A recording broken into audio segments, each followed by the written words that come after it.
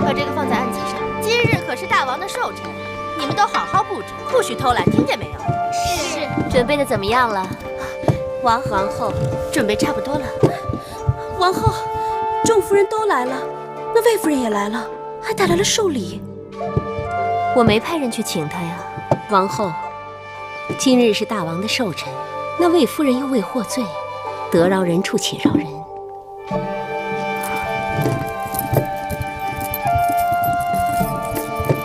拜见王后，拜见王后，拜见。都免礼吧。今日是大王的喜庆之日，姐妹们正好聚一聚，用不着拘着。王后，木星刚刚来传话，说大王已经下朝，应该马上就能到了。快布置好，大王要来了。是。这边。看着屋子布置的，王后可没少花心思。永相令新上任，为了讨王后欢心，弄得这后宫人仰马翻的。可我听说，先王后在世的时候，大王不大过生辰的。新王后有新王后的规矩呗。大王到！臣妾见过大王。拜见大王。都起来吧。大王，快入席吧。听说王后为了寡人的生辰，已经忙了好些时日，还不是图个松柏长青、日月长明的吉利。王后辛苦了。算不上辛苦，只求大王欢喜。姐妹们也都准备了贺寿的礼物，臣妾特地叫人训练了一班歌舞女伎，为大王助兴。王后和爱妃们的心意，寡人领了。可不赶巧，今日寡人要去见个故人。这酒宴和歌舞，还是由你们带寡人去享用吧。大王，王后不必懊恼，寡人的生辰年年都有，错过了今年，还有来年。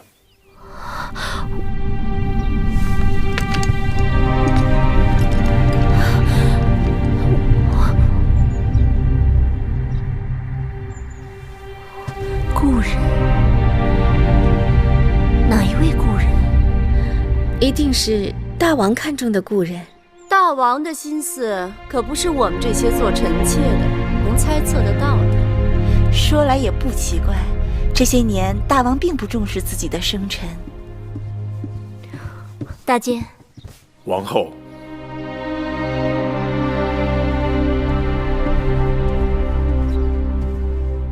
米八子，大王让你跟他一块儿去见故人。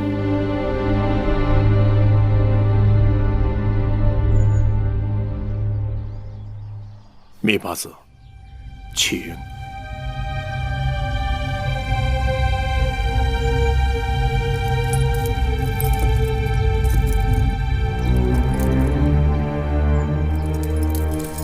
王后恕罪，明月不得不先过去了。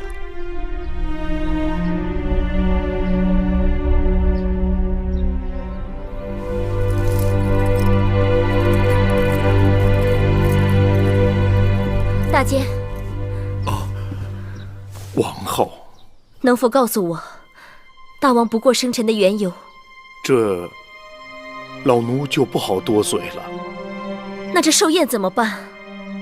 哦，大王说了，请王后和夫人们自便。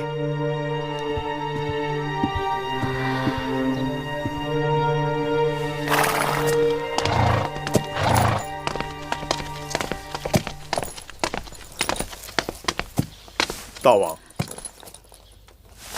大王，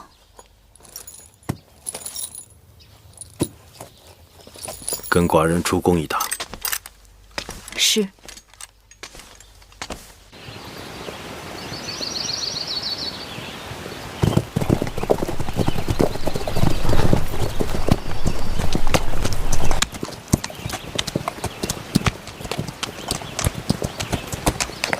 你怎么不说话？大王想要芈月说什么？你总该问问，今日到底随寡人要去何处？大王若想告诉我，自然会告诉我。难道你一点没有小女子那种好奇心。芈月不知道大王喜欢小女子，那下次芈月随大王出行，一定喋喋不休。寡人就是喜欢你这个脾气，千万别变。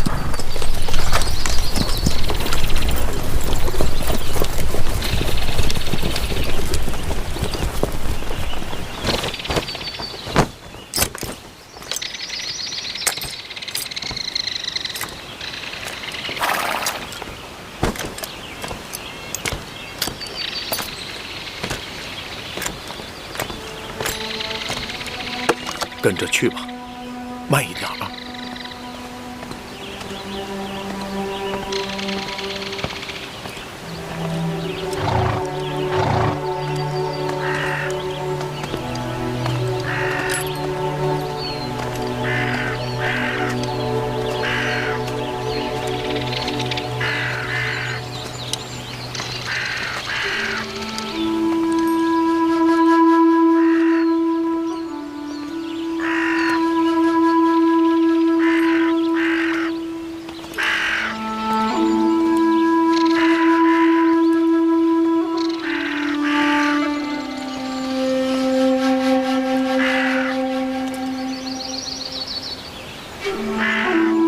把祭品放好。是。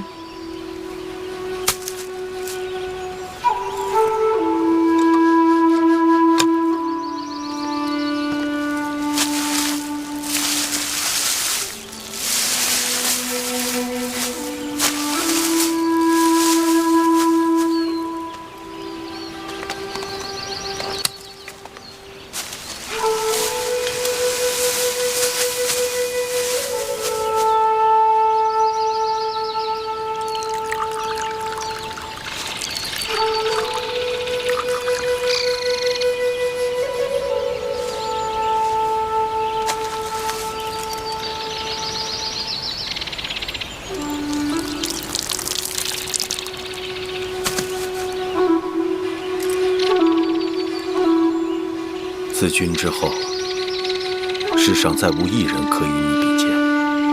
寡人一直以为，公孙衍能做寡人的另一个你，但没想到他逃离开秦国，与寡人去渐行渐远。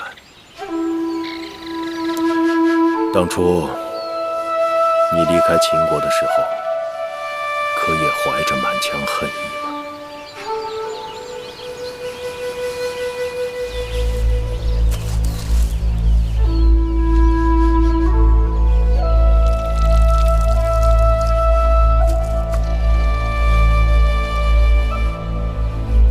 你是寡人终身的仇人，也是寡人终身的恩人。你刻薄少恩，行事极端，功高震主。当年寡人还是太子的时候，不慎犯错，竟连累太傅受了异刑。寡人继位，若不重罚你，这大秦的天下岂不成为你的天下？寡人借你的脑袋立威，制住老氏族内乱，缓解诸国相逼的压力，让寡人有了周转腾挪的天地，你也算死而无憾，该含笑九泉。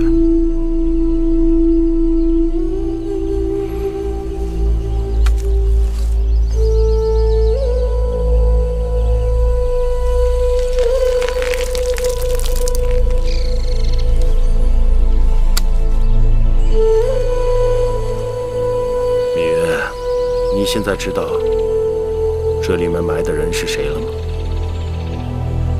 商鞅，商君。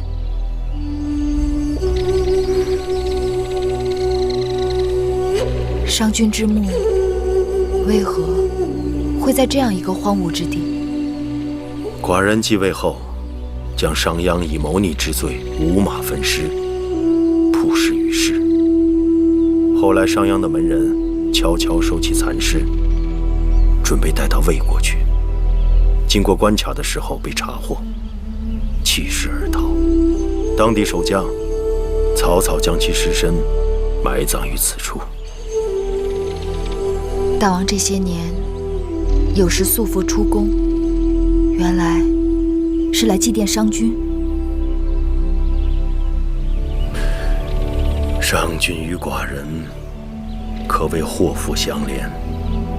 世人有谁知道，商君去世之日，也正是寡人的生辰。难怪这些年，大王很少过生辰。芈月，既然你已知道此事的全部底细，事关重大，切不可向任何人提起。你明白吗？臣妾明白。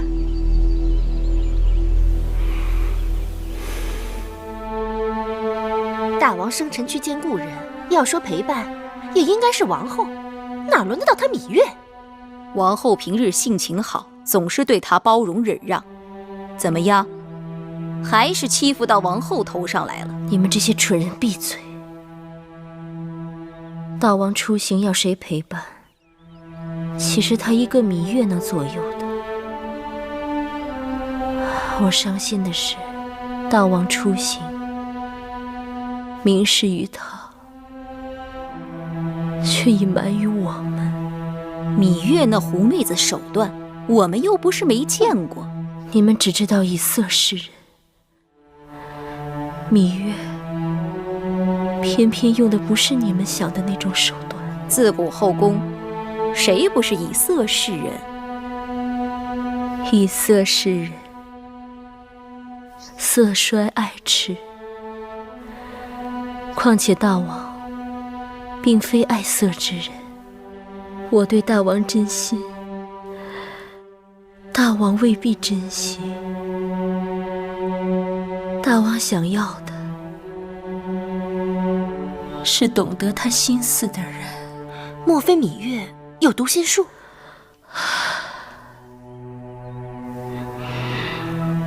你们先下去吧，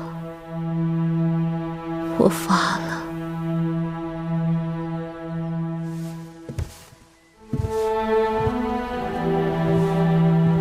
王后一日没吃东西了，这菜都凉了，奴婢去给王后准备晚膳吧。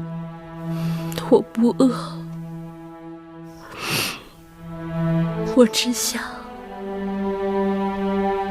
一个人坐一会儿。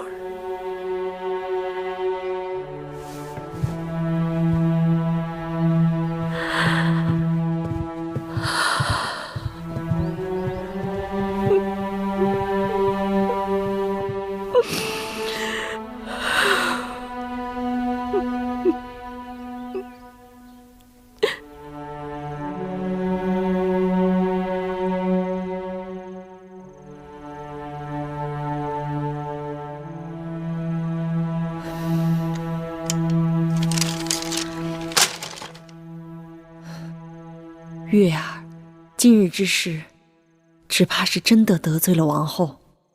我也为此担心。好在王后自小仁厚，心术不坏，你们姐妹只要能把话说开了就好了。可有些事情，我又是实在不能与她明说。那就有空多去交房店走动走动，别让那些离间生事的小人见空插蝎子。姑姑说的对，我这就去看看姐姐。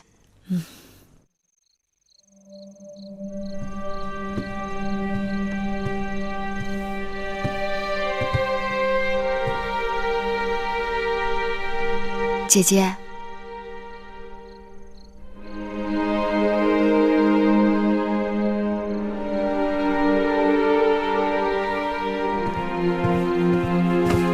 姐姐，你不是在生我气吧？没有。可姐姐分明是在生气。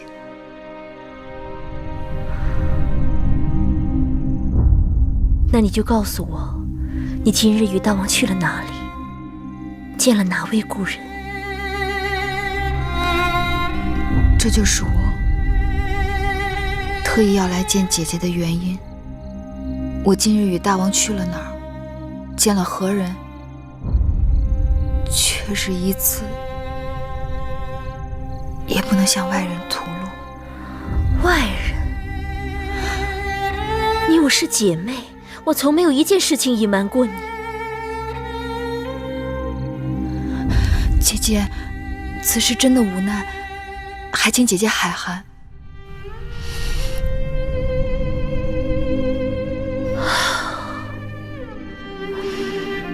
既然如此，你来我这儿，还不如不来。姐姐，真的抱歉，我不想得罪了姐姐，更不想与姐姐生分了，还望姐姐谅解。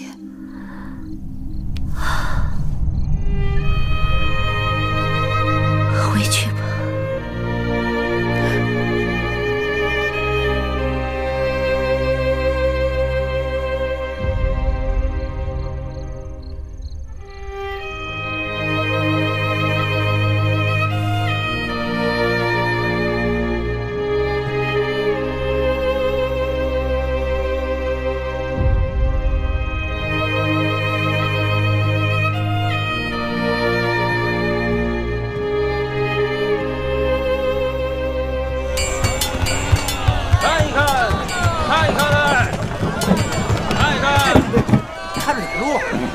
对不住。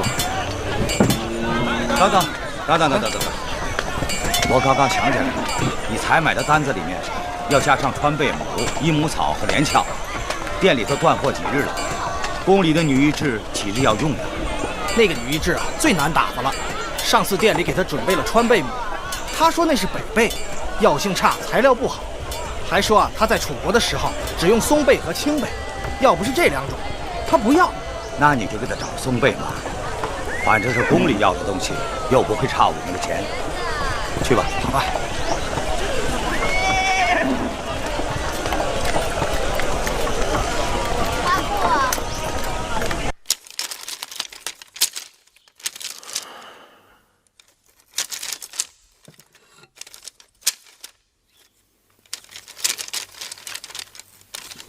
母监，水。哦，是大王。天太热了，该让永相令给各宫发送兵了。今年的天儿热得特别早，往常都是夏至才开始送兵，可眼下离夏至还有小半个月呢。等夏至到了，寡人要出宫去祭地。上回生辰寿宴，寡人撒了王后他们的信。这次夏至，赏些好衣料首饰给后宫，让王后操持着办，也让他们高兴高兴。是。真是的，这么热的天，看着这些毛皮就烦心。后宫这些琐事也是大事，首饰衣料都要公平赏给各宫妃子，多了少了，好了坏了，都可能辜负了大王的美意。我叫你们来，也是让你们给我出出主意，看看如何赏赐才好。是大王和王后的赏赐，凭谁还敢争不成？哼，哪有那么简单啊！每一样东西分到嫔妃们手中，都是带着斤两的。后宫女人闲极无聊，颠来颠去，就是在比较这分量。稍有差池，是非无穷。那王后说该怎样？先点点数目吧。素纱5匹，这素纱是由纤细如游丝的蚕丝织成，质地清透，如云如雾。可惜只有5匹，绫纹仅12匹。别看这绫纹不起眼，制作起来却很花功夫的。举纹锦24匹，皱纱16匹。王后，芈八子来了，让她进来。是。哎呀，最近几日，芈八子往王后这儿跑的可真勤呢。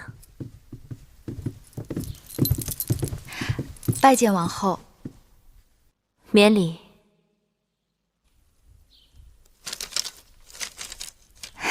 姐姐，这是在忙什么呢？夏至到了，大王赏了些东西给后宫众人。芈月妹妹素来聪明，你来的正好，刚好替王后分忧。大王还赏了些毛皮，我让人拿了些样子来，有狐皮、貂皮、狼皮、猞猁皮，数量不少。你们看是按人头分，还是按位分分好？就按人头分吧，省心省力。按位分好，免得乱了尊卑。依我看，数量多的就按人头分，数量少的就按位分排。那就照芈月的法子吧。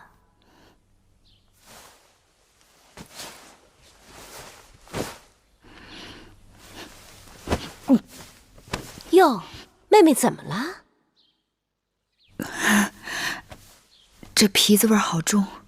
芈月妹妹这身子可真金贵啊！王后在这忙活这么久，都没嫌味儿重，你这刚一来就受不住了。八子，你这是哪儿不舒服了？月妹妹，快坐下歇息。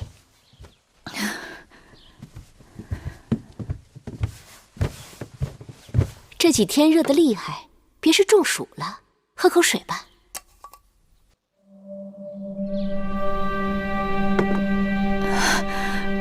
不知怎么的，我就突然觉得恶心。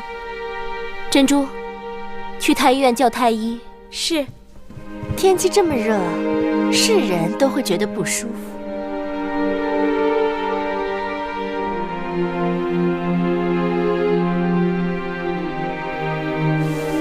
太医，八子有事儿吗？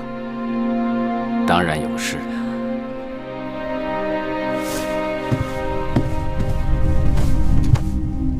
禀告王后，芈八子有喜了。你说芈月有了身孕？是的，王后。恭喜芈八子。恭喜八子。八子，香儿，多加点冰块，八子怕热，然后再去膳房让他们熬点小米粥，那东西养胃。是。慧儿，再去拿个厚的软和的褥子过来。是。大热天的，弄那么一个厚褥子干嘛？傻丫头，你是不怕，你肚子里的孩子怕。八子，大王来了。别动，别动，坐着别动。有什么地方不舒服吗？怎么了？你们怎么突然都把我看成面人了？一捏就碎啊！从此你在寡人眼中胜过金枝玉叶，捧着怕摔了，攥着怕化了。木见到宣师殿禀报这个消息，寡人真是欢喜。这孩子来的意外？为何意外？寡人等他已经等了许久了。丫头，你的心比谁都野。寡人一直担心这宫中装不下，如今你有了孩子，你就会收心了，对吗？过去我的命是我自己的，如今有了这孩子，我的命就是这孩子的了。说什么傻话！你和孩子的命都是寡人的，给寡人生个男孩，寡人要带着他驰骋四方，征战沙场。臣妾却只愿少司命保佑他一生平安，无争无忧。你们楚人的少司命真的那么灵光吗？臣妾出生时，若非少司命庇佑，早就命丧黄泉了。好。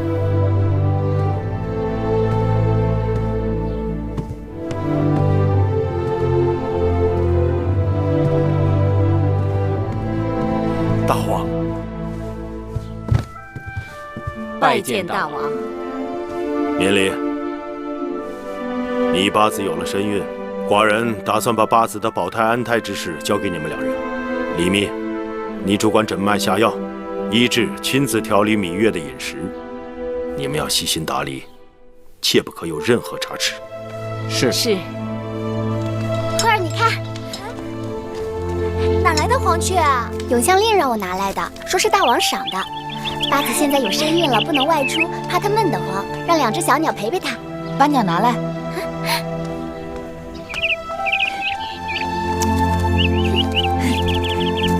我从小喜欢打鸟，但从来没有把鸟关进笼子里。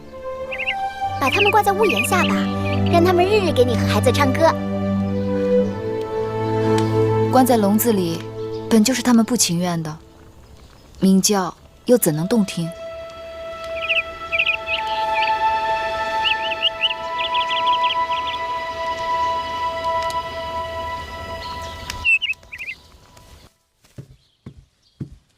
姑姑，你都做了大半日的针线了，也该歇歇眼睛了。姑姑这一辈子都是给小孩子做衣服，在举姬身边的时候，先是你，后是蓉儿，再后来举姬去了，就是小冉。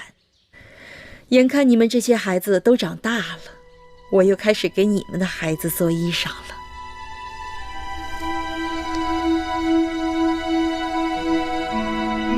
姑姑，我们都是你的孩子。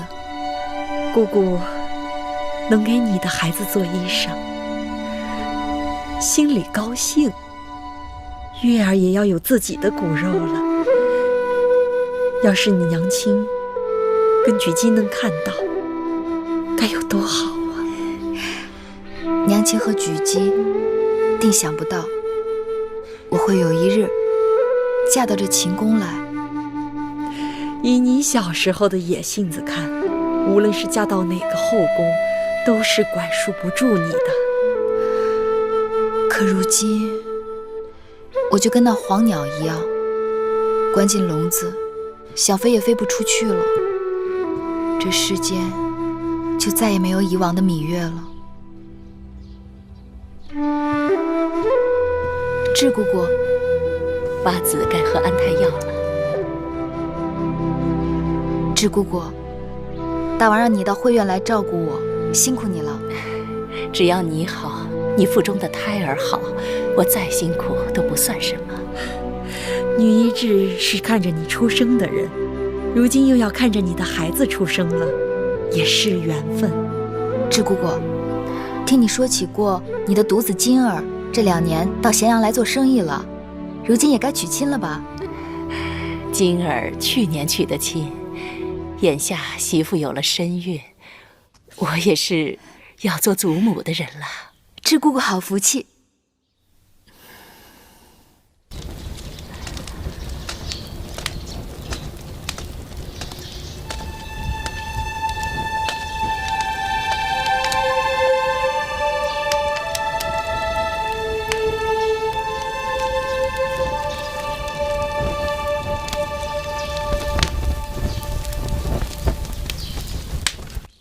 我这里好久没人来了，今日你来看我，真是稀客。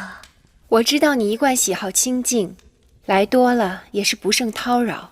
其实宫中也就你我2人比较清闲，大王又难得到咱们的住处来，你我的公子又都长大了，大王又另赐了住处，你我偶尔聚一聚，两闲并一闲，那也是自得其乐。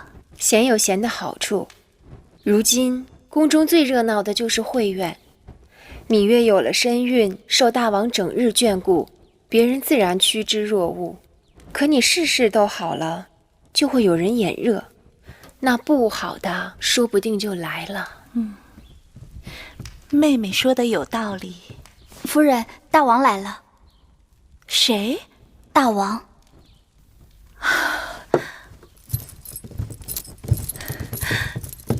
拜见大王。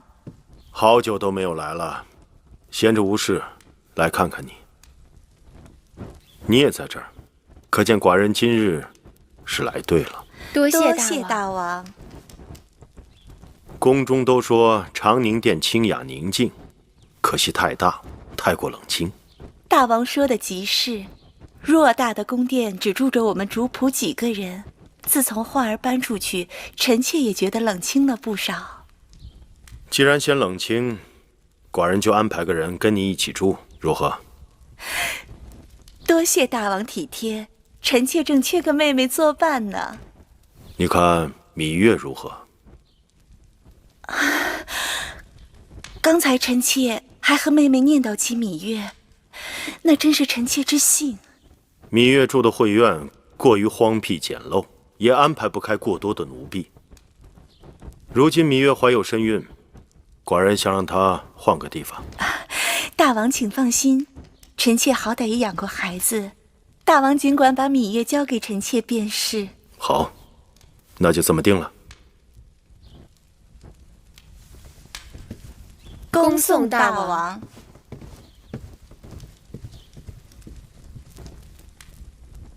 哎呀，真是怕什么就来什么。大王既然已经开口了，你推也推不掉，倒不如欣然接受。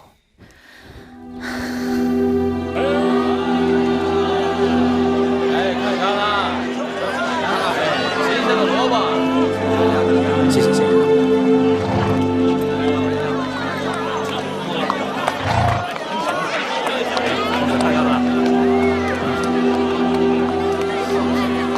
公子歇。公，哎，公子，公子，公子歇。嘘，长子，你这是要害死我吗？你跑什么呀？我是在帮你。你就别瞒我了。前几个月每日都在四方馆外面溜达，如今又跑到这儿来，怎么是要喝酒还是要买药啊？长子，你也是一国相邦，为何要偷窥我的行踪呢？偷窥？我告诉你，有2种人会偷窥，一种是真惦记你的，一种是真想算计你的。你说我让一辉是哪种人？我一直想帮你，你就是不听我的劝。离开咸阳吧，我还可以给你备个盘缠。到了外面之后，以你的才华辅助一国君王，前程定不在我之下。像你眼下这样一意孤行、执迷不悟，啊，你一定会累及他人，伤害无辜。长子，两位来看一下，你的话也有道理，多谢你的奉劝。芈月也是太过分了。唐夫人毕竟是大王当太子时身边的旧人，在后宫的位分，除了王后，无人可比。让她住进长宁殿，也许过不了多久，芈月就想搬进交房殿来了。王后，你听说了吗？为了讨芈月的欢心，大王竟然让人在宫中给芈月建了个祭祀少司命的神祠。我们跟随王后嫁入秦国，哪个不是入乡随俗？祭祀朝拜，后宫都有定制，凭什么只有她能破例？还不是因为她有了身孕？有什么了不起的？后宫的女人哪个不会怀孕，哪个不会生孩子？你也服侍过大王，为何你就没有身孕？王后，我说那么多有何用？大王宠她，怀孕是迟早的事，有了身孕更得宠，也是情理之中。她没孩子时，大王宠她也就罢了，如今她有孩子了，若将来生出来的是位公子，那她说不定就会和王后你平起平坐了。她要真跟我平起平坐，那也是她的本事。王后，你们不要鼓噪了。长宁殿一事定是大王安排的。我与芈月是姐妹，大王把她安排在长宁殿，而不是交房殿。不知大王是顾忌我，还是猜忌我？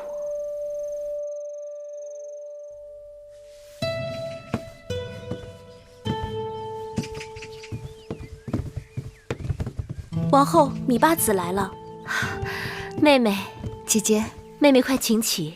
自打妹妹有了身孕，也不常出来走动，让姐姐好生惦记。说来古怪，我腹中的孩儿定是个贪睡的，弄得我每日做什么都打不起精神，只是瞌睡不断。我怀荡儿的时候不也是辛苦？那时行事莽撞懵懂，开罪了大王，被禁足在交房殿。幸亏有你，我日子才好过些。芈月以姐姐手足之情，我为姐姐做什么都不过分。此话应当由姐姐来说。我在后宫身为王后，理应为妹妹遮风挡雨。可你入宫这些年，也吃了些苦。好在苦尽甘来，怀上了大王的孩子，终身都有了依靠。姐姐真替你高兴。哎，你来，过来看看。你觉得这个地方如何？刚刚经过小院，这院子幽静清雅，再过几日桂花飘香，定别有一番风景。我打算让人在朝阳处种些腊梅，在这后院再种些青竹，这样无论冬春都有景色可看。姐姐想得真好。这偌大的交房殿，正殿有我住着，东西2个偏殿，一个由孟昭氏和景氏占着，还有一个就是眼前这个了。说起来也比正殿小不了多少，一直都空着也怪可惜的。今日我请妹妹来，就是替姐姐拿主意。妹妹一向心思奇巧，帮姐姐看看这地方还需要添什么摆设。月啊，你看王后今日叫你到交房殿，是不是还有别的话要说？她没说出口的话，应当是她最想说的。王后不会是……我何尝看不出她的心思？她既没说出口，那我只好装聋作哑。我常常会想起当年姐姐与我的亲近，眼下的疏离，真叫人心寒。舌头跟牙齿都免不得打架，若有合适的机会，还是要和王后修好。此事已与唐夫人和芈月说妥，永相令也带人去给长宁殿重新挑选了陈设。王后却有异议，这是为何？芈月不仅是臣妾的应室，更是臣妾的亲妹妹，臣妾与她一向亲近。如今芈月有了身孕，理应住到交房殿，由臣妾亲自照顾。大王却让她到唐夫人的长宁殿。知道的人会说，唐夫人为人稳妥，大王考虑周全。不知道的，还以为臣妾容不下自己的亲妹妹，硬要把她赶到唐夫人那儿寄人篱下呢。那依王后之意呢？交房殿是后宫最大的殿宇，正殿由臣妾住着，东偏殿由孟昭氏和景氏住着，可西偏殿整个都空置着。与其让芈月去打扰唐夫人，倒不如让她搬到交房殿来。寡人只是想，当儿还小，又有那公子壮需要你随时照应。他不是你亲生的，相处起来可能不容易。大王放心，这些事都是臣妾的分内事。只可惜那公子壮与当儿相差太多，弄得当儿总是一个人在交房殿里孤单单的。若有了芈月的孩儿，2个人可以相依相伴，一同长大。王后如此识得大体，体贴贤良，就照王后说的办吧。谢大王。我要木头小人打架！我要木头小人打架！大小人打架！当儿，怎么了？受什么委屈了？告诉我，你想要什么？我要木头小人打架！这是怎么了？这木头小人是玳瑁姑姑从宫外买来的，做得精巧，还会打架。公子喜欢至极，用小刀破开了小人的肚子，想看看里面是否藏有小鬼。结果木头小人碎了，再也不动了。这孩子，当儿乖，莫恼。婆婆给你做枣泥糕吃，好不好？我要吃枣泥糕，我要让木头小人打架。当儿乖，母后再让玳瑁姑姑再去买几个小人啊。既然这样，玳瑁姑姑，明日你再去宫外叫那个匠人再给当儿多做几个小人，他要多少斤就给他多少斤好了。是。当儿，没事了啊。玳瑁姑姑再去给你拿几个小人。好。怎么样？看看我这桃仁，这是我店里的好东西，做的特别的精致，怎么样？来一个啊，都是我自己做的啊，这有点意思。我向你打听一下，先前我记得在你这儿买过一对会打架的木头小儿啊，拿回去家里公子喜欢，想再买几对。早就没有了。你以为那是一般的小玩意儿啊？相传那是鲁班的弟子偷艺学的，你能买到一对，那是天大的运气啊！你可知那弟子的下落？那种人，那都是神龙见首不见尾，没准儿早就驾鹤成仙了。哎，你再瞅瞅这些小玩意儿，有没有喜欢的？挑一个吧。啊，新鲜的果子。姑姑，姑姑跟我来。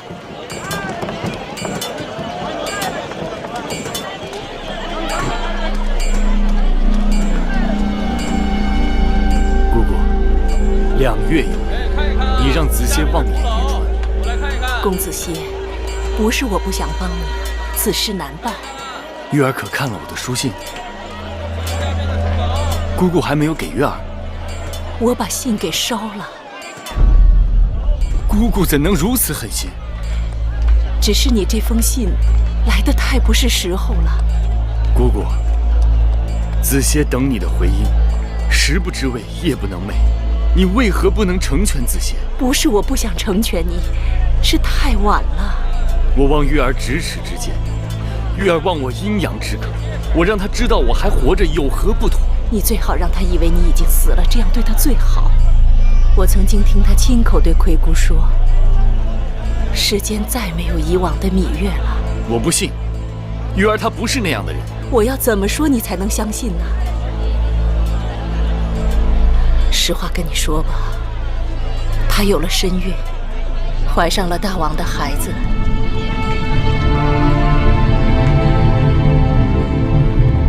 公子，还是把芈月忘记吧，只当过去是一个梦。抱歉。新鲜的水果啊！下边的。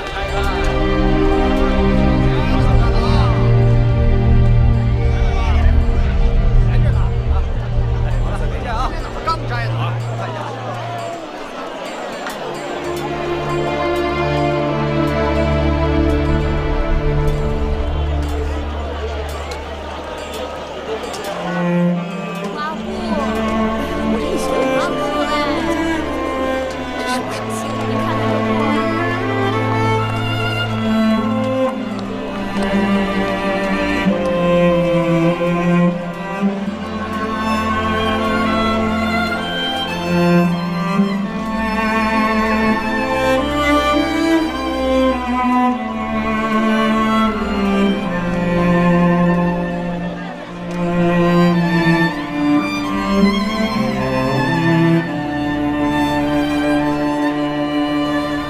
可看清楚了，那真是公子歇，绝无差错。奴婢在楚国时跟公子歇见面又不是1次2次，音容笑貌一望便知。黄歇还活着，那这些年他到哪儿去了？为何现在才现身？奴婢跟着他走了很久，最后见他进了雍府。雍府？哪个雍府？就是咸阳城内大名鼎鼎的雍瑞的府邸。雍瑞，就是坊间传说的那个嬴夫人的枕边之人。正是，不知是否与嬴夫人有关？大王好像很器重他。就算大王念旧情，雍瑞是谨慎之人，也会因为大王与芈月的缘由，对黄歇这种人心生忌讳，避嫌远移。奴婢猜测，那黄歇并未用其真名。对了，他进雍府的时候，奴婢听旁人称他公子倩。公子倩，公子歇，遇事真言半遮面。这下太好了，芈月的把柄抓在了我们手里。身为宫眷与人偷情，这是妄剐千刀的大罪。若让大王知晓，定不会轻饶他们。姑姑这话可动脑子。你方才说，公子歇要女医治转达芈月，她还活着，被女医治拒绝了。这就是说，芈月并不知道公子歇还在世，且与他咫尺相隔。这偷情之罪如何而来？公子歇救护迎亲车队，身陷绝境，死而复生，可喜可贺。大王又为何要责罚于他？此事体大，不可轻举妄动，我得好好想想。奴婢只记住威后那句话：芈月不除，必成心头大患。芈月已搬入交房殿，一举一动都逃不过我们的眼睛，王后千万不要错过机会呀！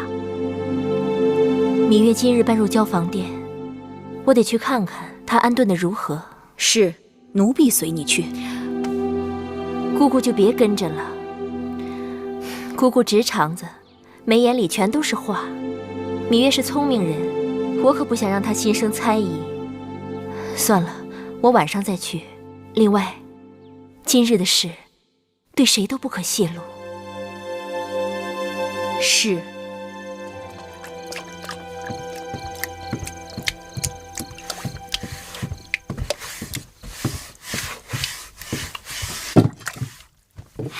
刚开始啊，我还担心挺不容易一个好住处落空了，没想到这交房殿比长宁殿还要好。那是当然，有大王的眷顾，谁可不敬咱们三分？那当然。你们两个丫头也太大胆了，这等话也敢乱说吗？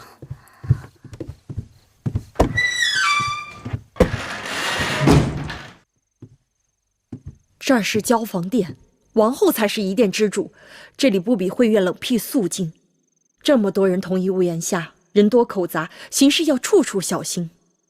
你们若想惹是生非，且不讲八子处罚，我先将你们撵出去。姑姑恕罪，我们不敢了。起来吧。是。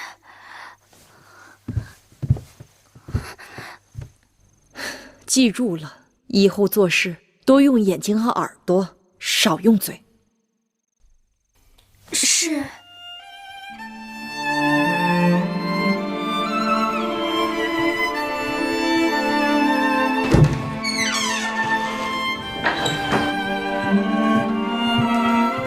八子，智姑姑，月儿，快喝了这碗红枣黑豆黄芪粥，智姑姑刚刚给你熬好的。我眼下不饿，一会儿再喝吧。忙了一日，晚膳的时候又没有多少胃口，这可怎么是好啊？是啊，就算你不饿，你腹中的孩儿也该饿了。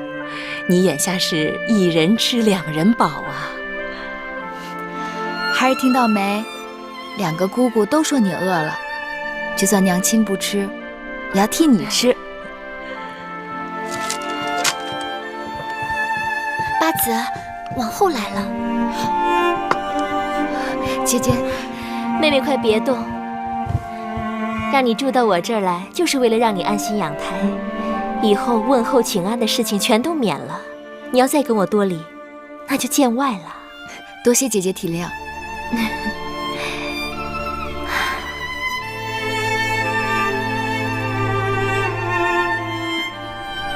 智姑姑让妹妹喝的，可是红枣黑豆黄芪粥啊？是。这粥倒是安神养脾胃。当年我有喜的时候，智姑姑让我喝的也是这种粥。话是这么说，过去也没觉得什么，但自打有了身孕之后，一闻见那豆子的味道就觉得腥气，怎么都入不了口。这样啊，智姑姑可有其他方子调理一下？明日奴婢可以给八子试试薏米山药粥。这粥是如何做的？将薏米加入精米放入锅内，加水煮粥，待粥快成时，加入去皮洗净的山药小段，煮至山药软糯即可。若八子喜甜，吃时可加入少量的蜂蜜和桂花。这口味听起来不错啊，那就给妹妹换这个口味吧。是。智姑姑妙手仁心，不知救了多少痴男怨女和小儿性命。来日我一定禀报大王，重重的赏你。王后言重了，若无他事，奴婢退下了。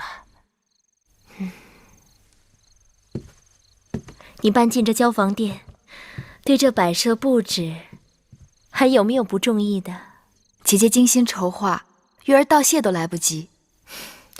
你住过来，有何需要，随时跟我说，我让他们安排就是了。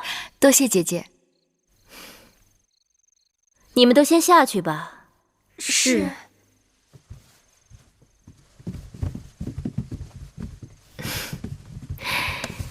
你我姐妹一同入秦宫几载，如今总算是住到了一处。想起当年在楚宫，你我一同住在高堂台，一起任性玩耍，有多少快活。姐姐，你还记得这个吗？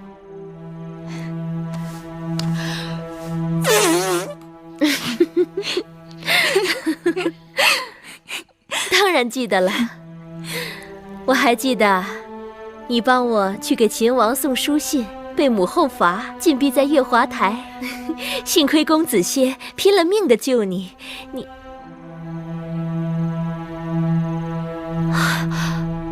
该死，我不该提这些。无论姐姐提与不提，当年之事都历历在目。子歇在世时，他是月儿的性命。如今子歇去了，月儿的性命也跟着去了大半。如今能顾念的，只剩下这腹中的孩子。这话听了都让姐姐心疼。说起来，妹妹如今在宫中是集万千宠爱于一身。姐姐痴想，如若公子歇还活在世上，妹妹会如何选择？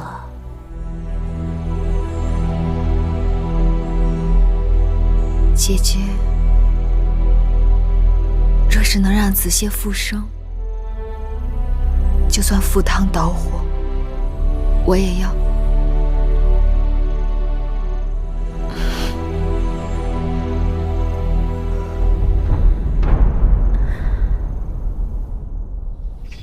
到了北郊行宫，把信交给邢夫人，就说菊花已经开了，过几日我去她那儿喝菊花酒。是。慢点，公子。这是怎么了？公子倩为何这样？大人，昨日公子倩一夜未回，今日一早有人发现他睡在一家酒馆门前。将公子扶进屋内，好生照应。是。走，公子。大人，公子倩最近不知怎么的，日日在外面胡闹，不仅喝得烂醉，还常常打碎酒家的东西。要不是看在雍大人您的面子上，那些酒馆老板早就报官了。内府今早上送来的菊花，让你们都过来看看，有喜欢的挑几盆，叫下面的人端回去。皇后姐姐这儿自然都是好东西，姐姐随便分派了就是。哎，芈月妹妹怎么没来？人家哪看得上内府分派的东西？大王已经特别赏她了，院子里到处都是，不用来了。哎，大王日日来交房殿，却只去芈月的房中，赏的东西都和大家的不一样。他芈月眼中还有没有别人？大王去看芈月，是去看他未来的孩儿。你要有本事，你也可以怀上身孕。芈月有身孕，不能服侍大王。我想，也该由你们二人尽尽本分了。孟昭氏虽然年长，但行事不如景氏，稳妥细致。我已经跟穆坚说了，今夜就由景氏去承明殿，侍候大王。多谢王后。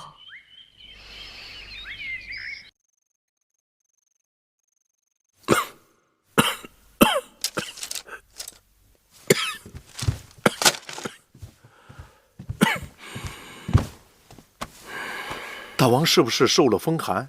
怎么突然咳嗽起来了？大王，要不要来碗梨粥啊？那东西清热去火，祛痰止咳。也好，寡人刚好有些饿了。老奴去拿。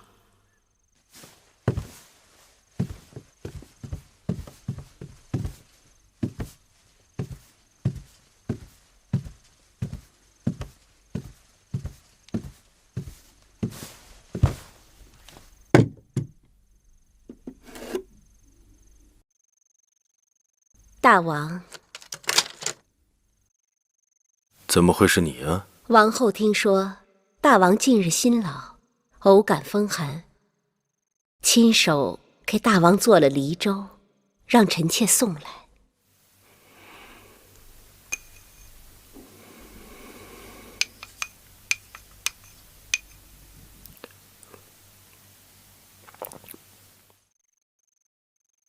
不错。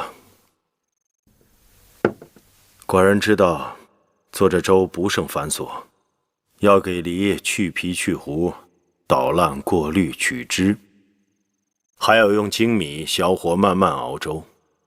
王后又要照料2个孩儿，管理后宫已经够辛苦，她何苦要做这种事情？王后对大王一往情深，只要大王安康，王后不辞劳愿。我的王后真是个温婉贤淑的女子。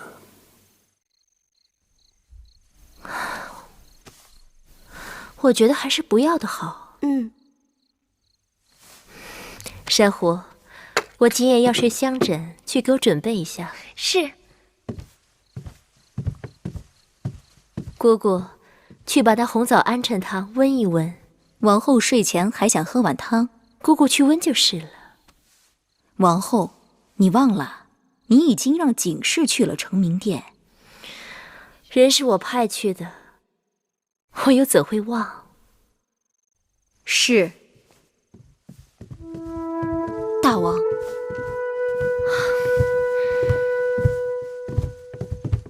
臣妾见过大王。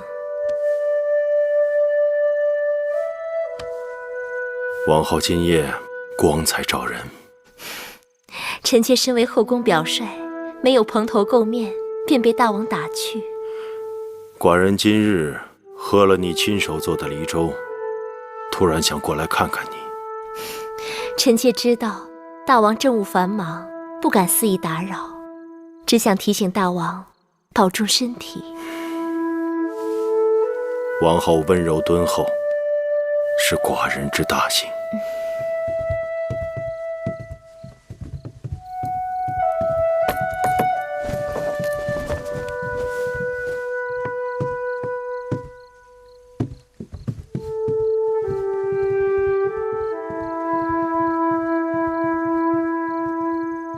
如今王后也会了读心术了。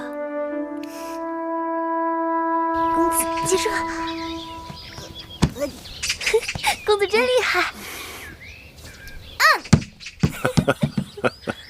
大儿的力气大得惊人，这木球我拿起来都费力，他随手一丢数10次都不用停歇的。寡人的孩子自然英武不凡，但像当儿这样的神力，的确少见。王后，快给我扔过来！记住啊！大王，吃个点心吧。啊。公子真厉害。看来上天命中注定，要当儿助他父王扫荡诸国，称霸中原。寡人欣慰，10几个儿女，一个比一个更有出息。眼下芈月也有了身孕，芈月聪慧，她的孩儿必像母亲。记住啊，记住。当儿尚武，勇武果断。芈月的孩儿应当尚文才好，一文一武，助我嬴驷扫荡天下，定摧枯拉朽，势如破竹。来，扔过来给父王。来，接着。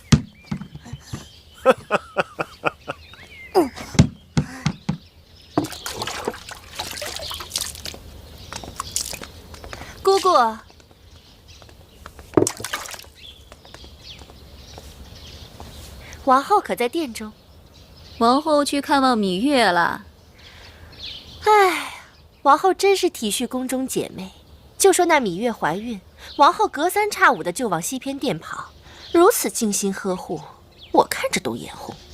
是啊，那芈月若知个好歹倒也罢了，就怕她不知好歹，辜负了大王跟王后对她的一片苦心呢。姑姑此话大有深意。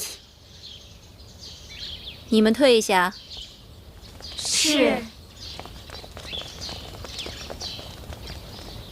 你没听说呀？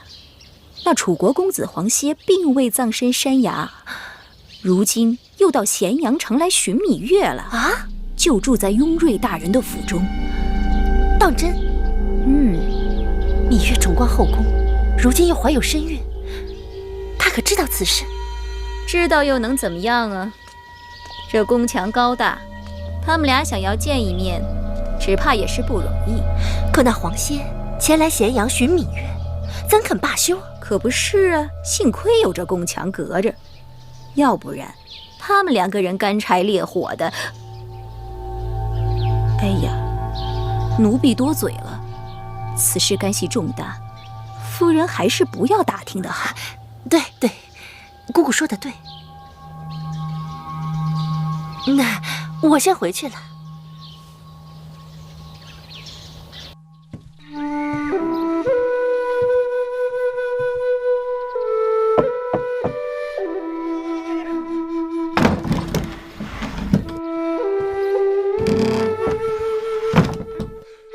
公子感觉可好些了？在下言语失德，举止无状，让雍公子见笑了。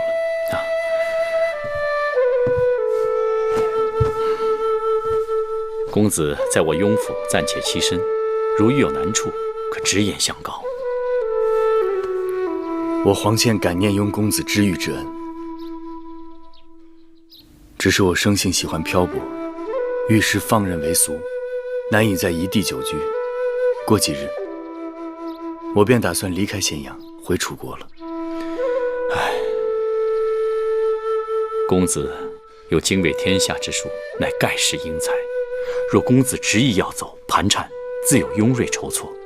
但雍瑞真心挽留公子，在秦国入朝出仕，收获于君王之家，也不枉费你才华一片呢。子倩领会公子一番好意，只是我的本性不堪出世，去意已决。唉，你打一出世，就倚靠少司命垂帘庇护。大王特意在宫中修了少司命神祠，以后初一15的吉日，我们都可以来祭祀了。本来想约姐姐一同去的，可姐姐说樊长史久病不愈，她要去探望一下樊长史。芈八子恕罪，奴婢有要事相告。你是何人？为何如此慌张？奴婢也是豁出了性命，若不是事关公子歇，奴婢怎敢这般鲁莽？无论子歇如何，他已经不在人世了。八子错了，公子歇他没死，就在咸阳。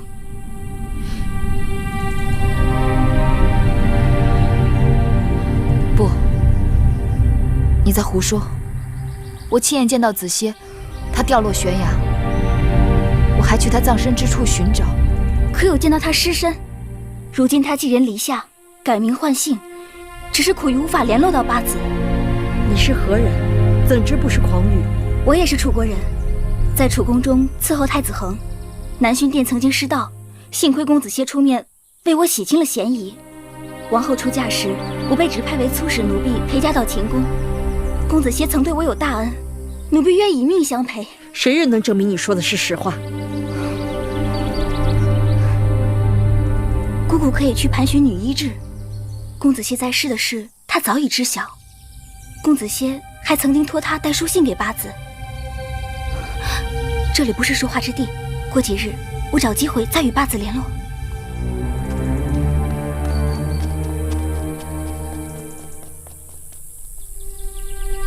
月儿，月儿，他说子熙还活着？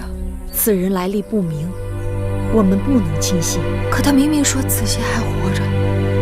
娘，怎么会这么巧啊？在这儿遇上妹妹了。方才我去看了唐夫人和樊长史，那唐夫人也就罢了，樊长史不仅自己身子弱，孩子也多病。公子通比蛋儿要大半岁有余，可那身量比蛋儿还小一个头，看着都可怜。妹妹怎么了？看你脸色不好，莫不是病了吧？也许是受了风吧。有身孕的人最怕受风了，怎么这么不小心呢？我不舒服，想先回去了。不妨，快回去歇息吧。